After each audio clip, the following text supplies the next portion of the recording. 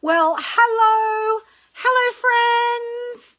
Thank you so much for joining me today on another brand new episode of Tasty Tuesdays with me, Coach Ingrid. For those of you who don't know me, I help people lose weight, stabilize and manage blood sugar and reverse illness, namely type 2 diabetes. So friends, if you have pre-diabetes or type 2 diabetes and you are confused and overwhelmed and don't know even where to start, let's have a conversation. Okay, so I'm so excited today to do my usual low sugar, low carb, diabetic friendly, easy on your wallet, 5 ingredients or less meal in quicker, way quicker than you can order DoorDash. I've got something that's leaner on your wallet and leaner on your waistline. So let's get to it. We're going to make some shrimpies. I love shrimp. I absolutely love shrimp. And I'm going to show you here what I'm using. I love to have frozen shrimp in the freezer at all times because it's a really easy, quick go-to when it's like, haven't been shopping and my groceries are running low. And what am I going to do? You can make a freezer meal. We are using these fabulous wild caught from Argentina red shrimp. Okay? They are wild. You do not want farmed shrimp. Farmed shrimp swim in and eat their own poop. They are disgusting. The farming practices of these places they leave a lot to be desired. Do not eat it. You always want to get wild caught. Now, these are raw. And I know you may be thinking when you take a look at it, let me get a nice big fat shrimpy here. Okay? These ones from Argentina, they look cooked, but they're not. It's because they're slightly pink. Okay, but they're not cooked. There's no fishy smell. They're flesh. And these are defrosted is really kind of nice and bouncy. Look at that. Hello, shrimpy.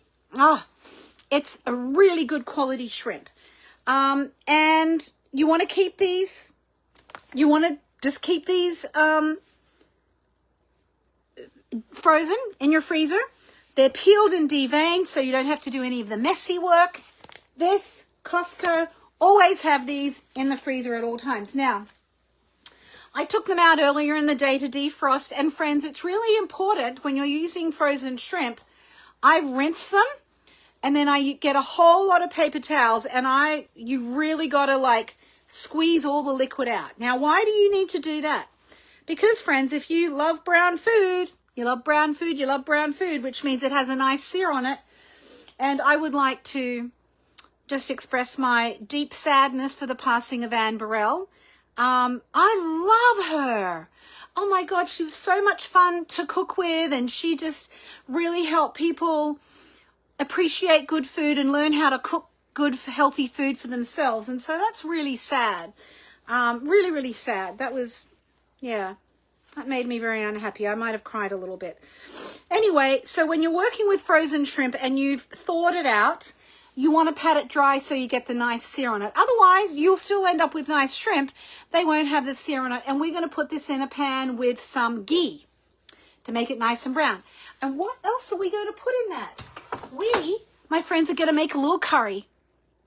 And the other frozen part of the meal is broccoli. Now, here's why I'm a fan of frozen veg, especially in the winter months. If you live in, say, for example, the Midwest, it can be very hard to get good quality, fresh produce. Now, I always, friends, have a bag of frozen broccoli, and I will go and get some more tomorrow to replace this.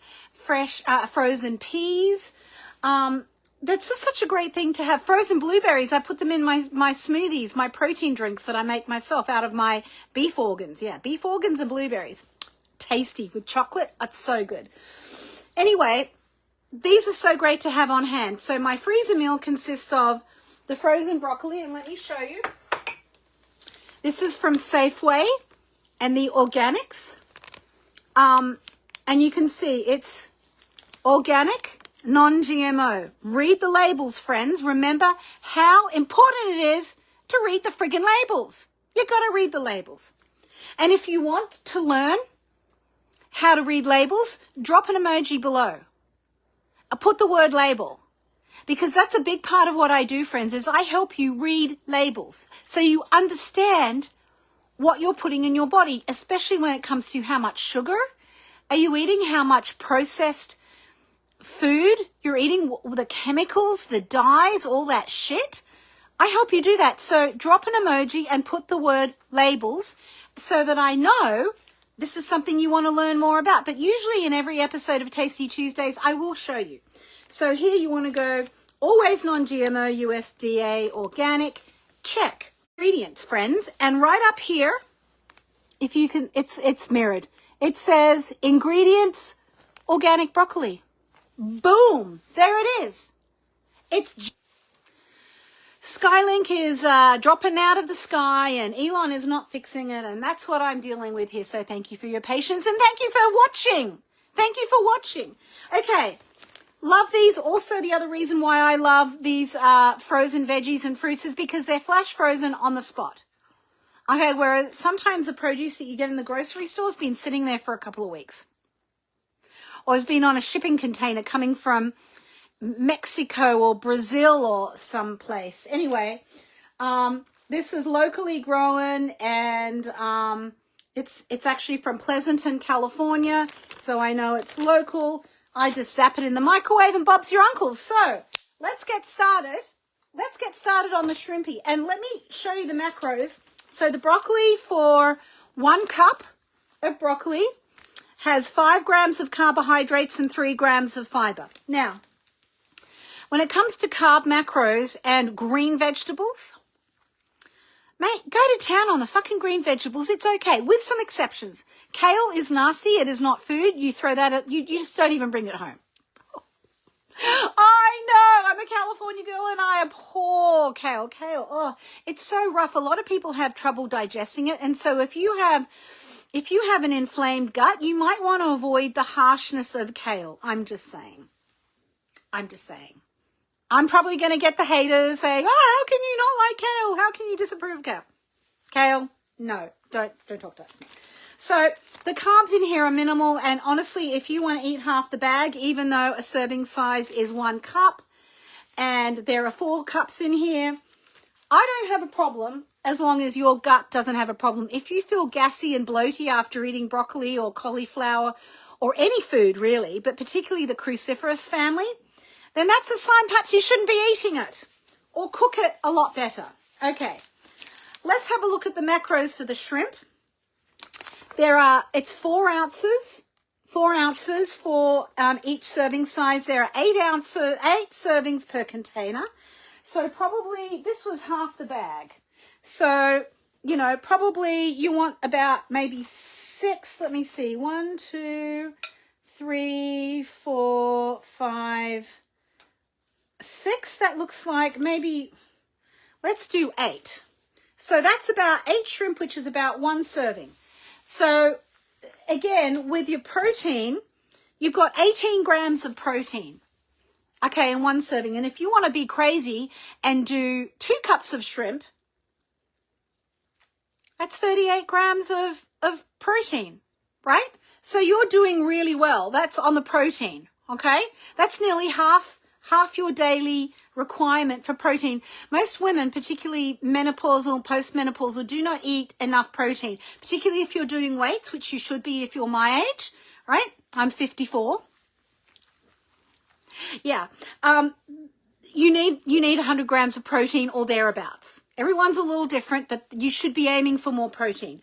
Okay, so 18 grams, so that's 34 grams of protein. 0 grams of carbohydrates. You're getting your carbs in your broccoli and in the rice. We'll talk about rice in a minute. So all we're going to do, friends, God, I hope this works. I hope this goes on. I've been having some issues with it. We are going to make a curry. And once I've browned the shrimp, haven't cooked them all the way through, I'm going to be adding some heavy whipping cream. Now, if you don't do dairy and you think it's weird adding cream to shrimp and curry, that's fine. You do you. Okay, heavy whipping cream is my preference. You can use coconut cream. Here's where you've got to be careful, friends. When you read the label, this one says coconut cream Gower gum. Friends, Gower gum it's a thickening agent that's used in a lot of these, like almond and soy milks and some of the other kind of alternative milks and creams. It's basically sugar. And then there's another ingredient here called something cellulose, which is basically wood. It's wood. Polysorbate 60, which is some kind of chemical. I mean, and there's another chemical put in here for color retention. So be careful when you're buying things like this. This is okay once in a blue moon, but you definitely want to go with the organic, no crap added coconut cream. I just happened to grab this one off the shelf. Again, if I'm using it once in a blue moon, I'm not going to lose any sleep over it. I'm not going to get my panties in a knot, but always organic is better with nothing else added. You want whole foods on here. This is not a whole food ingredient. Okay, so what we want to do is make sure this gets nice and hot, and then we are going to add ghee. Now, I love ghee. Ghee is a great alternative to butter for those people who are lactose intolerant, because basically what ghee is clarified butter. And all that's done to it is it's boiled until all the lactose is cooked out of it. That's what ghee is. Now, ghee is used in ancient Indian medicine, in Ayurveda medicine. It's used in traditional Chinese medicine.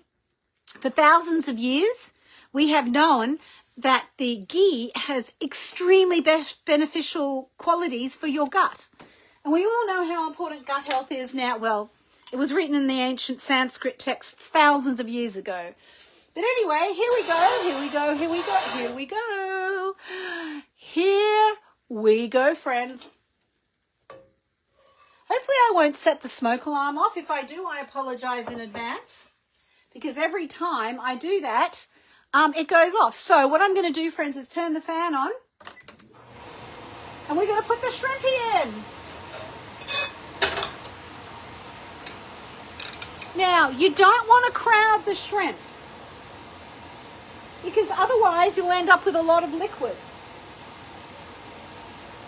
So that's why I'm using this really big pan, and I'm putting them in very carefully.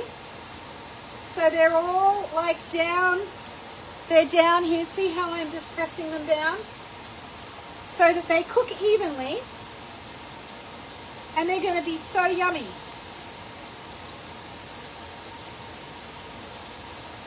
Friends, if you have any questions about macronutrients, about how much protein you need every day, drop your questions in the comments. I'd love to hear from you. Okay, so that is looking pretty good. I'm going to get my paper towel and just wipe the bowl down, because, friends, what I'm going to do is once that the shrimp are cooked enough, I'm going to remove them and then do the curry sauce. Because there's nothing worse than an overcooked shrimpy. It's like rubber. It's like rubber. You see, let me get some comments. Okay. I'd love to know where you're all dialing in from. I live in beautiful Castroville, rural Castroville in Monterey County, which is just kind of south of San Jose, California. Love it here. Weather is very cloudy. Quite cool. Yesterday I needed 2 sweaters and a blanket. Okay, I'm not going to say anything more about climate change. My hearts go out to everyone in Tahoe, Lake Tahoe. Okay, so you see, friends, look at that. That's what we want it to look like. That's what we want. Oh dear. And I'm actually going to add a little bit more ghee, because this is so wonderful. Absolutely wonderful. And we're just going to hit that around in there.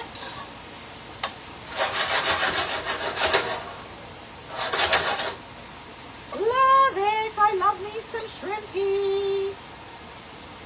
Love me some shrimpy. Oh, there's Lucas wanting to come in and see me, but I'll go see him later. He probably wants pizza. All right. All Alrighty, this is looking good, friends. This is looking good. So let's talk about what I'm going to put in my curry sauce.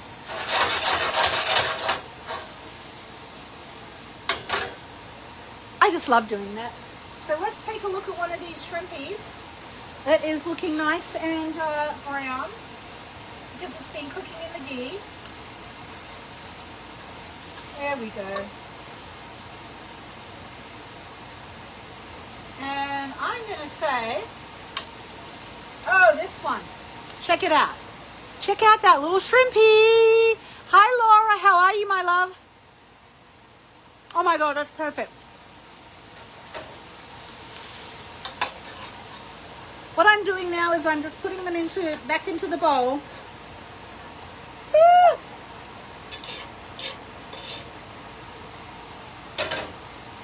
I put them back into the bowl. Okay.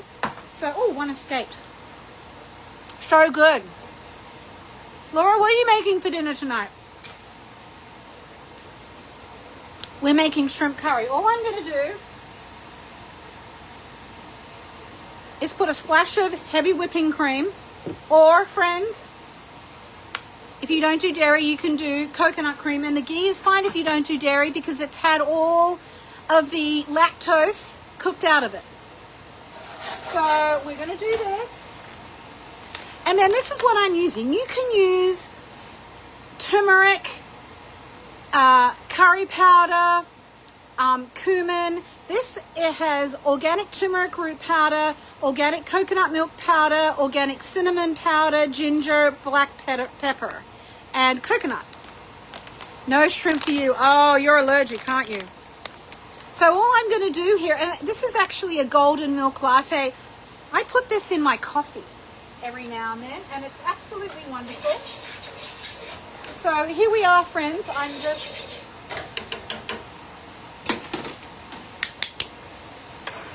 mixing this in here. How easy is this? Laura, you can do this with fish, like a nice piece of halibut would be really lovely in here. You can use chicken. You can just get some chicken thighs. I recommend the chicken thighs. Broccoli and meatballs, aka keto meatballs, and spaghetti. Yep. You know, broccoli is a great substitute for pasta to put your sauce on. Have to totally agree with that. The other thing is cabbage. Laura, have you done the cabbage spaghetti? Love cabbage spaghetti. You just slice it up. In fact, maybe that's what I'll do next week. Spaghetti with cabbage. Okay, so this is looking pretty dang good. Just got to get these lumps out. There's a few lumpy bits. Nobody likes lumpy bits, do they? Lumpy friends. If you have just been diagnosed with pre-diabetes or type 2 diabetes and your doctor's saying you need to lose some weight, you need to manage your blood sugar, let's have a conversation. Drop an emoji, drop an apple. Drop me an apple in the comments and I'll reach out to you and I'll have a conversation. Have a conversation and see where you need to get started because I can help you. I'm just going to throw all of that back in there and I'm actually going to turn that off now and then boom, there's my broccoli. Friends, all we're using is broccoli, shrimp, ghee, my beautiful mix of turmeric golden milk powder. So what have we got? Ghee, shrimp, broccoli, powder. I'm going to add a little salt to that when I've tasted it. And friends, you can serve this, if you like, with a little bit of rice. Now, I'm going to turn this off.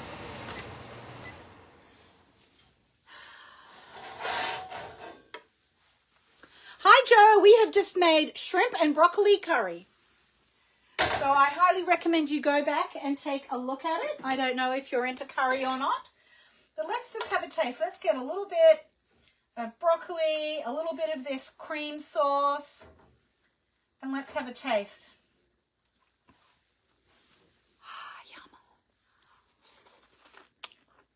Yum.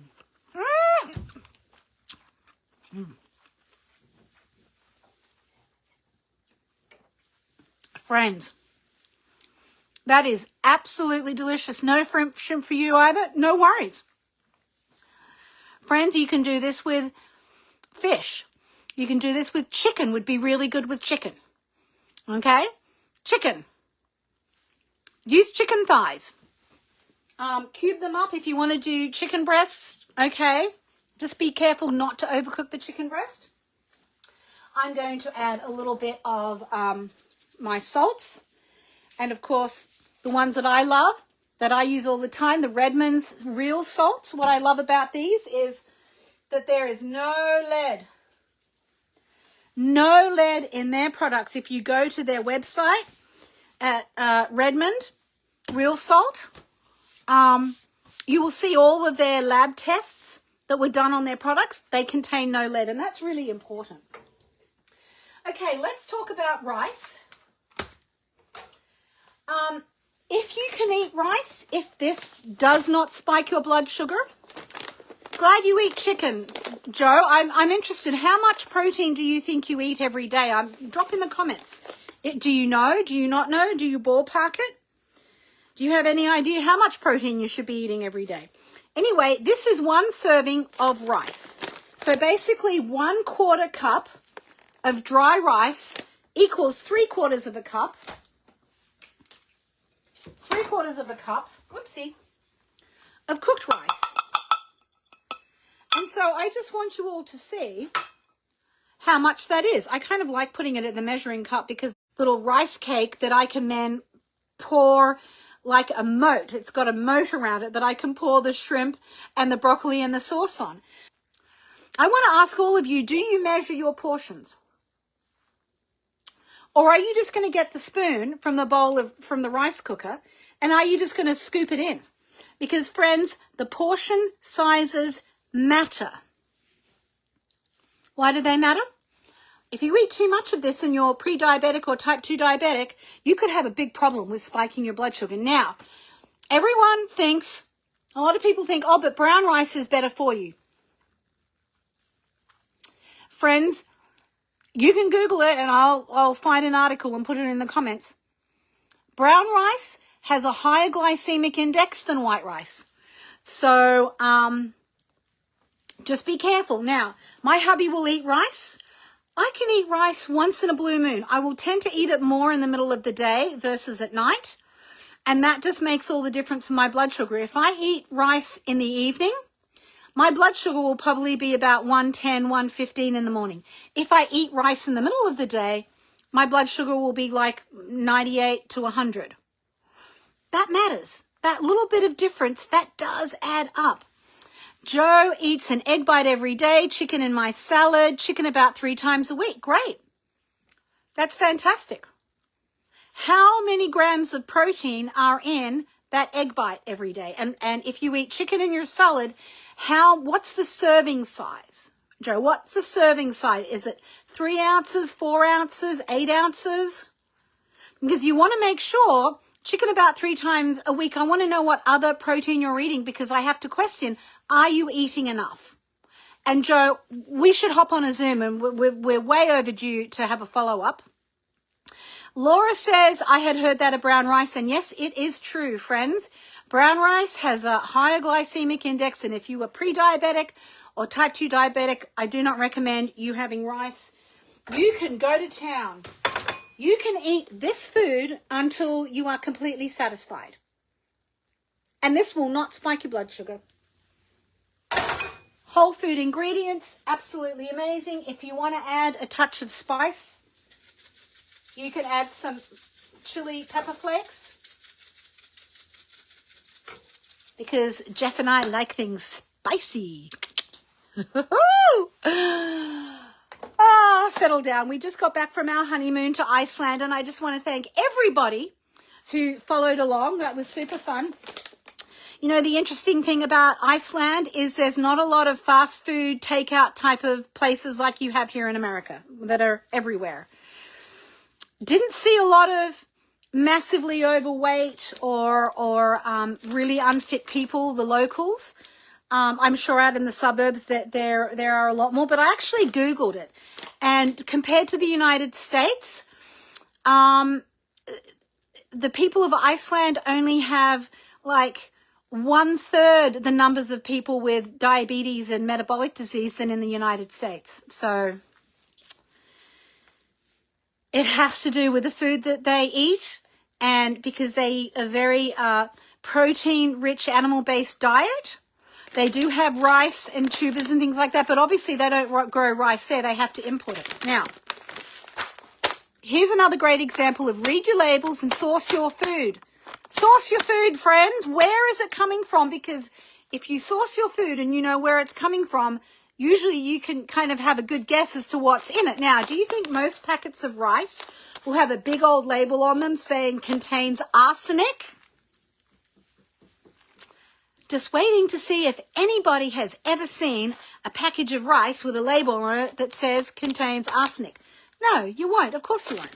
Now, the thing about rice is where it's grown is really, really important. This is grown here in California, and it is organic. This is the best rice to buy, organic, grown in California. And I'm not biased because I'm a Californian. Well, maybe I am a little bit. But here's the thing, friends. Rice grown in Texas, rice grown in many of the Asian countries, Thailand, India, Philippines, massive rice crops. But here's the problem. They have so much pollution that gets into the earth, that gets into the groundwater. Remember, rice is grown in great big, giant, massive, humongous puddles of water.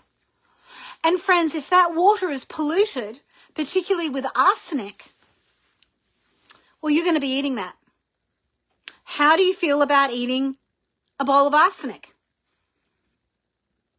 So apart from the dangers of the rice spiking your blood sugar, if you are really insulin resistant and insulin sensitive, and if you are dealing with full-blown type 2 diabetes, rice should be a once-in-a-blue moon thing. And I'm not saying you have to cut it out forever, friends. I'm saying you just fucking get rid of it for now.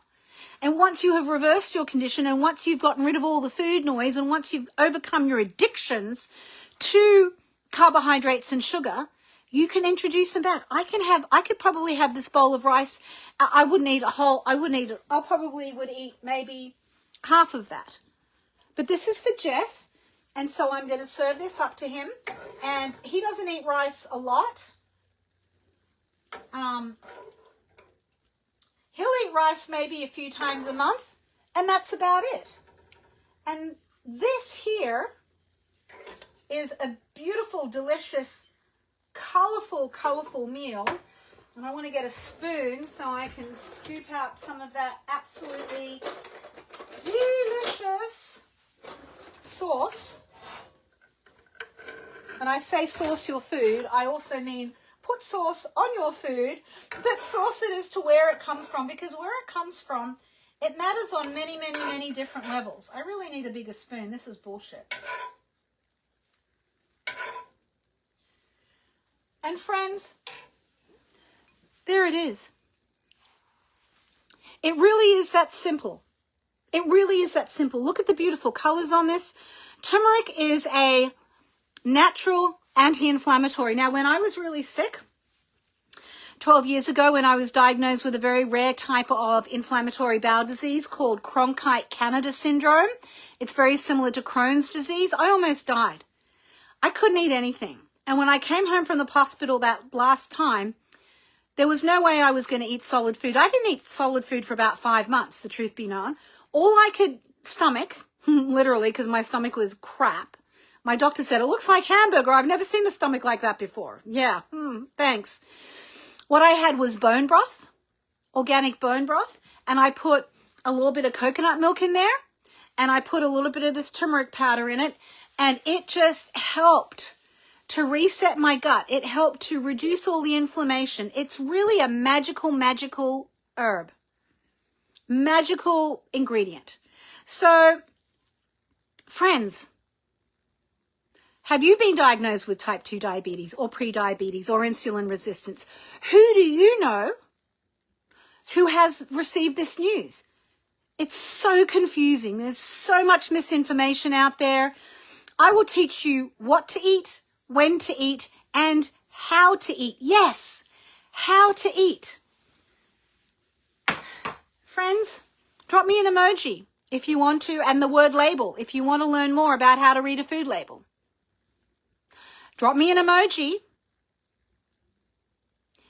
Drop me an apple emoji, okay, if you'd like to have a conversation and talk about how we can get a handle on your losing weight, managing your blood sugar, and overcoming this dreadful disease. All right, my friends, I'm going to hydrate, and I'm going to go take this yummy dinner into my hubby. So until next time, thank you so much for tuning in to Tasty Tuesdays, where we just made a super quick and easy and healthy shrimp curry, 5 ingredients or less, cheap to make, quicker than getting DoorDash, and is going to help you lose weight, manage your blood sugar, and feel amazing. And thanks again to everyone who followed me on my Iceland journey. If you haven't seen the content from that, go back in my Facebook page and have a look at it. It was a hell of a lot of fun. So I'm going to drink my electrolytes, and we will see you next time right here, 5 o'clock Tuesdays, Pacific Standard Time. Remember, you are one decision away from a completely different life. What will yours be? Let's talk.